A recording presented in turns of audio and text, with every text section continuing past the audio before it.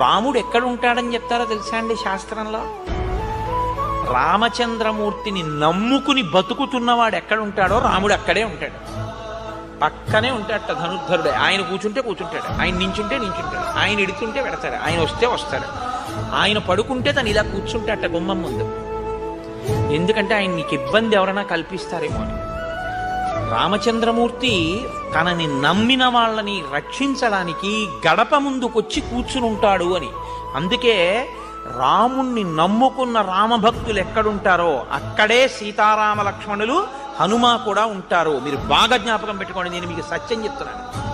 మాట తప్పకుండా 14 సంవత్సరములు అరణ్యవాసం చేసేటప్పుడు భరతుడే వచ్చి, శత్రుఘ్నుడే వచ్చి, కౌసల్య, సుమిత్ర, కైకేయి వచ్చి, వశిష్ఠుడు వచ్చి, జాబాలి వచ్చి, ఋషులు వచ్చి, పౌరులు వచ్చి, జానపదులు వచ్చి రాజ్యం తిరిగి తీసేసుకోమని వరవడిగిన నేనే అంటున్నాను, రామా మళ్ళీ రాజ్యం తీసుకో.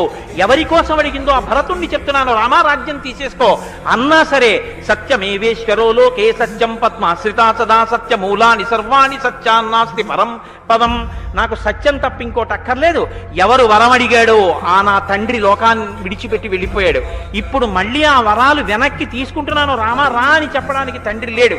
ఆ తండ్రి ఇచ్చిన మాట నిలబడాలి అంటే, తండ్రి పైలోకాల్లో సంతోషించాలంటే నేను 14 ఏళ్లు అరణ్యవాసం చేయడం వినా నాకు మార్గం లేదు అని మాటకి కట్టుబడి 14 ఏళ్లు అరణ్యవాసం చేసి తృణం కింద రాజ్యాన్ని విడిచిపెట్టినటువంటి మహాపురుషుడిగా రామా నీ కీర్తి 10 కాలములు శోభింది రామాయణం లోకంలో, యుగాలతో సంబంధం లేకుండా.